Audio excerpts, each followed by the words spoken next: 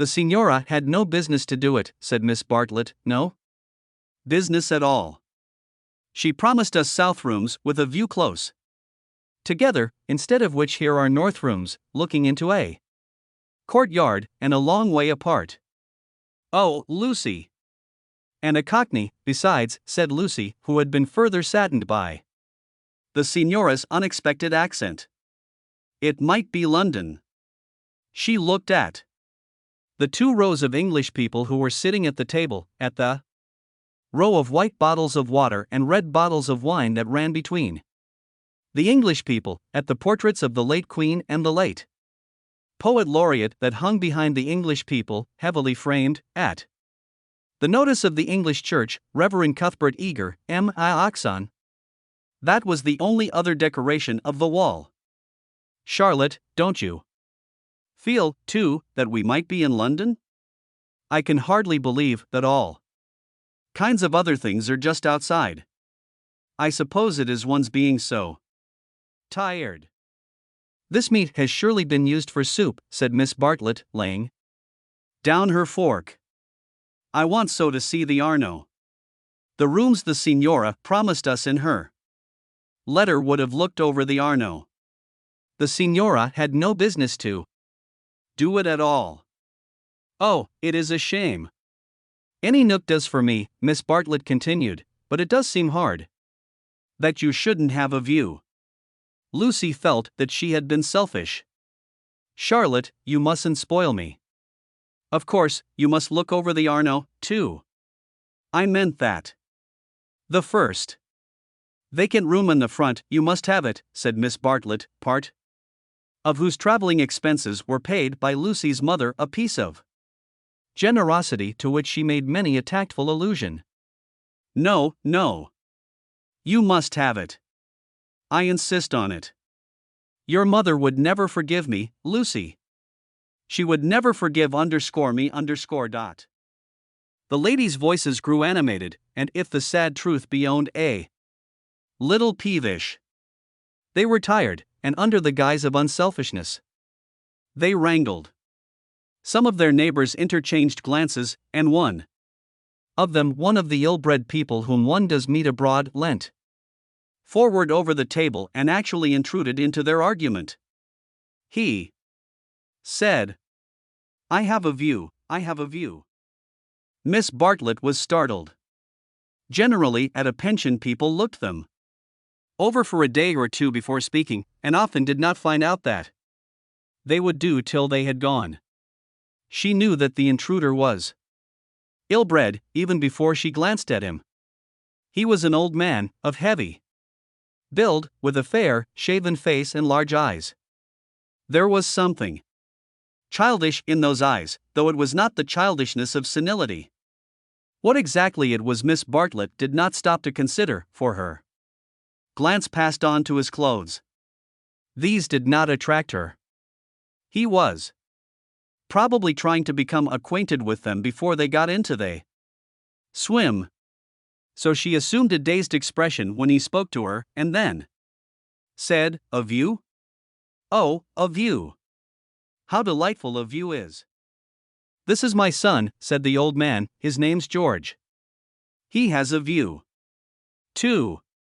Ah, said Miss Bartlett, repressing Lucy, who was about to speak. What I mean, he continued, is that you can have our rooms, and we'll have yours. We'll change. The better class of tourist was shocked at this, and sympathized with the newcomers. Miss Bartlett, in reply, opened her mouth as little as possible, and said thank you very much indeed, that is out of the question. Why, said the old man, with both fists on the table. Because it is quite out of the question, thank you.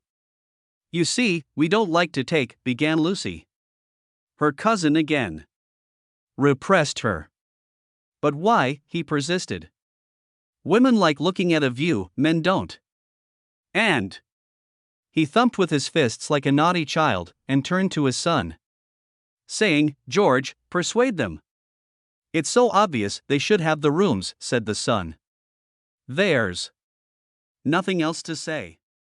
He did not look at the ladies as he spoke, but his voice was perplexed and sorrowful.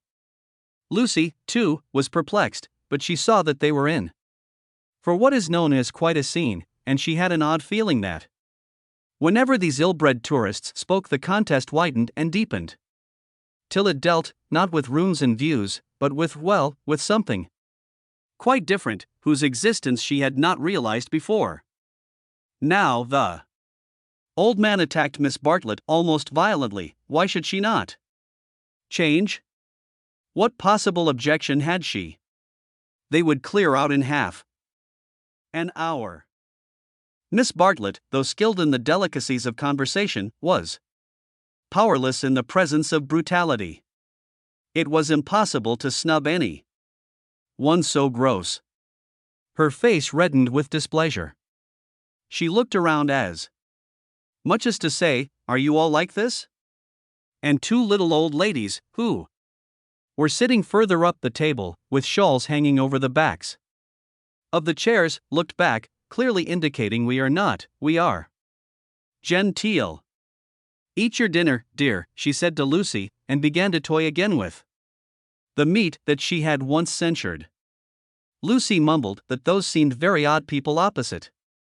"Eat your dinner, dear. This pension is a failure. Tomorrow we will make a change."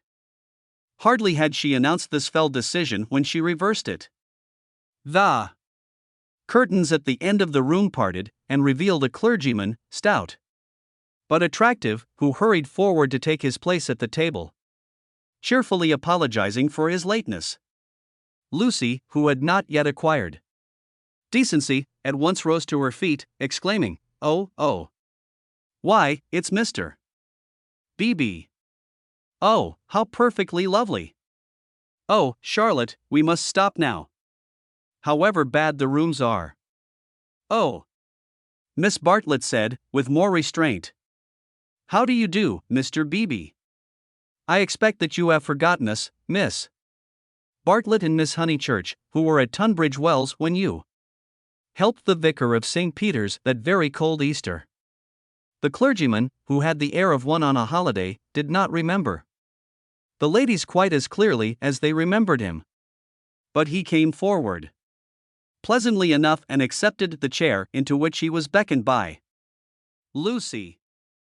"I am so glad to see you," said the girl, who was in a state of spiritual starvation, and would have been glad to see the waiter if her cousin had permitted it. Just fancy how small the world is.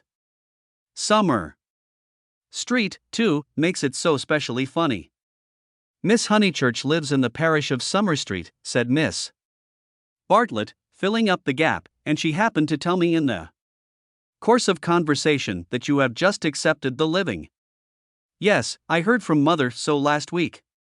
She didn't know that I knew you at Tunbridge Wells, but I wrote back at once, and I said, Mr. Beebe is quite right," said the clergyman. "I move into the rectory at Summer Street next June. I am lucky to be appointed to such a charming neighborhood. Oh, how glad I am. The name of our house is Windy Corner." Mr. Beebe bowed. "There is Mother and me generally, and my brother, though it's not often we get him to the church is rather far off, I mean. Lucy, dearest, let Mr. Beebe eat his dinner." "I am eating it, thank you, and enjoying it." He preferred to talk to Lucy, whose playing he remembered, rather than to Miss Bartlett, who probably remembered his sermons. He asked the girl whether she knew Florence well, and was informed at some length that she had never been there before. It is delightful to advise a newcomer, and he was first in the field. Don't neglect the country round, his advice concluded. The first fine afternoon drive up to Fiesole, and round by Settignano, or something of that sort. No, cried a voice from the top of the table. Mr. Beebe, you are wrong. The first fine afternoon your ladies must go to Prato. That lady looks so clever, whispered Miss Bartlett to her cousin. We are in luck. And, indeed, a perfect torrent of information burst on them. People told them what to see, when to see it, how to stop the electric trams, how to get rid of the beggars, how much to give for a vellum blotter, how much the place would grow upon them. The pension Bertolini had decided, almost enthusiastically, that they would do whichever way they looked. Kind ladies smiled and shouted at them. And above all rose the voice of the clever lady, crying, "Prato! They must go to Prato. That place is too sweetly squalid for words. I love it, I revel in shaking off the trammels of respectability, as you know." The young man named George glanced at the clever lady, and then returned moodily to his plate. Obviously, he and his father did not do. Lucy, in the midst of her success, found time to wish they did. It gave her no extra pleasure that anyone should be left in the cold, and when she rose to go, she turned back and gave the two outsiders a nervous little bow. The father did not see it, the son acknowledged it, not by another bow, but by raising his eyebrows and smiling. He seemed to be smiling across something. She hastened after her cousin, who had already disappeared through the curtains which smote one in the face, and seemed heavy with more than cloth. Beyond them stood the unreliable Signora, bowing good evening to her guests, and supported by Enery, her little boy, and Victorier, her daughter. It made a curious little scene, this attempt of the Cockney to convey the grace and geniality of the South. And even more curious was the drawing room, which attempted to rival the solid comfort of a Bloomsbury boarding house. Was this really Italy? Miss Bartlett was already seated on a tightly stuffed armchair, which had the color and the contours of a tomato. She was talking to Mr. Beebe, and as she spoke, her long narrow head drove backwards and forwards, slowly, regularly, as though she were demolishing some invisible obstacle. "We are most grateful to you," she was saying. "The first evening means so much. When you arrived, we were in for a peculiarly mauvaise quart d'heure . He expressed his regret. "Do you, by any chance, know the name of an old man who sat opposite us at dinner? Emerson. Is he a friend of yours? We are friendly, as one is in pensions." "Then I will say no more." He pressed her very slightly, and she said more. "I am, as it were," she concluded, "the chaperone of my young cousin Lucy, and it would be a serious thing if I put her under an obligation to people of whom we know nothing." His manner was somewhat unfortunate. "I hope I acted for the best." "You acted very naturally," said he. He seemed thoughtful, and after a few moments added, "All the same, I don't think much harm would have come of accepting. No harm, of course. But we could not be under an obligation. He is rather a peculiar man." Again he hesitated, and then said gently, "I think he would not take advantage of your acceptance, nor expect you to show gratitude. He has the merit, if it is one, of saying exactly what he means. He has rooms he does not value, and he thinks you would value them. He no more thought of putting you under an obligation than he thought of being polite. It is so difficult at least, I find it difficult to understand people who speak the truth." Lucy was pleased, and said, "I was hoping that he was nice." "I do so. Always hope that people will be nice. I think he is nice and tiresome. I differ from him on almost every point of any importance, and so, I expect I may say I hope you will differ. But his is a type one disagrees with rather than deplores. When he first came here, he not unnaturally put people's backs up. He has no tact and no manners. I don't mean by that he has bad manners, and he will not keep his opinions to himself. We nearly complained about him to our depressing Signora, but I am glad to say we thought better of it. Am I to conclude, said Miss Bartlett, that he is a socialist? Mr. Beebe accepted the convenient word, not without a slight twitching of the lips. And presumably he has brought up his son to be a socialist, too? I hardly know George, for he hasn't learned to talk yet. He seems a nice creature, and I think he has brains. Of course, he has all his father's mannerisms, and it is quite possible that he, too, may be a socialist. Oh, you relieve me, said Miss Bartlett. So you think I ought to have accepted their offer? You feel I have been narrow-minded and suspicious? Not at all, he answered. I never suggested that. But ought I not to apologize, at all events, for my apparent rudeness? He replied, with some irritation, that it would be quite unnecessary, and got up from his seat to go to the smoking room. Was I a bore? Said Miss Bartlett, as soon as he had disappeared. Why?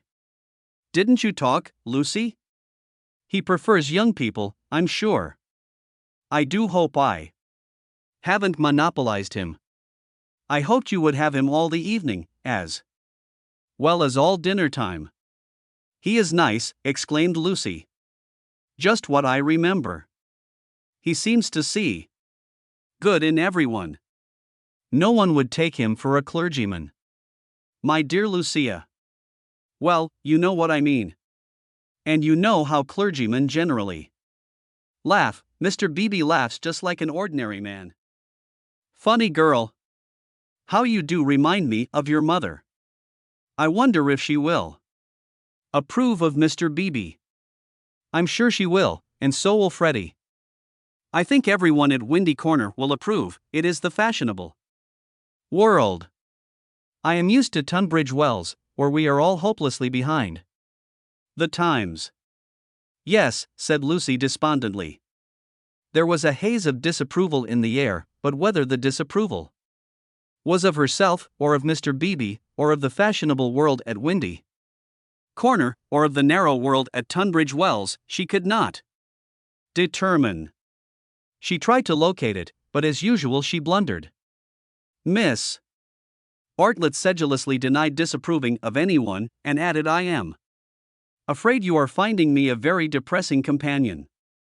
And the girl again thought, I must have been selfish or unkind, I must be more careful. It is so dreadful for Charlotte, being poor. Fortunately, one of the little old ladies, who for some time had been smiling very benignly, now approached and asked if she might be allowed to sit where Mr. Beebe had sat. Permission granted, she began to chatter gently about Italy, the plunge it had been to come there, the gratifying success of the plunge, the improvement in her sister's health, the necessity of closing the bedroom windows at night, and of thoroughly emptying the water bottles in the morning. She handled her subjects agreeably, and they were, perhaps, more worthy of attention than the high discourse upon Guelphs and Ghibellines which was proceeding tempestuously at the other end of the room. It was a real catastrophe, not a mere episode, that evening of hers at Venice, when she had found in her bedroom something that is one worse than a flea, though one better than something else. But here you are as safe as in England. Signora Bertolini is so English. Yet our rooms smell, said poor Lucy. We dread going to bed. Ah, then you look into the court. She sighed. If only Mr. Emerson was more tactful. We were so sorry for you at dinner. I think he was meaning to be kind. Undoubtedly he was, said Miss Bartlett. Mr. Beebe has just been scolding me for my suspicious nature. Of course, I was holding back on my cousin's account. Of course, said the little old lady, and they murmured that one could not be too careful with a young girl. Lucy tried to look demure, but could not help feeling a great fool. No. One was careful with her at home, or, at all events, she had not noticed it. About old Mr. Emerson I hardly know. No, he is not tactful, yet, have you ever noticed that there are people who do things which are most indelicate, and yet at the same time beautiful? Beautiful, said Miss Bartlett, puzzled at the word. Are not beauty and delicacy the same? So one would have thought, said the other helplessly. But things are so difficult, I sometimes think. She proceeded no further into things, for Mr. Beebe reappeared, looking extremely pleasant. Miss Bartlett, he cried, it's all right about the rooms. I'm so glad. Mr. Emerson was talking about it in the smoking room, and knowing what I did, I encouraged him to make the offer again. He has let me come and ask you. He would be so pleased. Oh, Charlotte, cried Lucy to her cousin, we must have the rooms now. The old man is just as nice and kind as he can be. Miss Bartlett was silent. I fear, said Mr. Beebe, after a pause, that I have been officious. I must apologize for my interference. Gravely displeased, he turned to go. Not till then did Miss Bartlett reply, my own wishes, dearest Lucy, are unimportant in comparison with yours. It would be hard indeed if I stopped you doing as you liked at Florence, when I am only here through your kindness. If you wish me to turn these gentlemen out of their rooms, I will do it. Would you then? Mr. Beebe, kindly tell Mr. Emerson that I accept his kind offer, and then conduct him to me, in order that I may thank him personally? She raised her voice as she spoke, it was heard all over the drawing room, and silenced the Guelphs and the Ghibellines. The clergyman, inwardly cursing the female sex, bowed, and departed with her message. Remember, Lucy, I alone am implicated in this. I do not wish the acceptance to come from you. Grant me that, at all events. Mr. Beebe was back, saying rather nervously, Mr. Emerson is engaged, but here is his son instead. The young man gazed down on the three ladies, who felt seated on the floor, so low were their chairs. My father, he said, is in his bath, so you cannot thank him personally. But any message given by you to me will be given by me to him as soon as he comes out. Miss Bartlett was unequal to the bath. All her barbed civilities came forth wrong and first. Young Mr. Emerson scored a notable triumph too. The delight of Mr. Beebe and to the secret delight of Lucy. Poor young man, said Miss Bartlett, as soon as he had gone. How angry he is with his father about the rooms. It is all he can do to keep polite. In half an hour or so your rooms will be ready, said Mr. Beebe. Then, looking rather thoughtfully at the two cousins, he retired to his own rooms to write up his philosophic diary. Oh, dear, breathed the little old lady, and shuddered as if all the winds of heaven had entered the apartment. Gentlemen sometimes do not realize. Her voice faded away, but Miss Bartlett seemed to understand.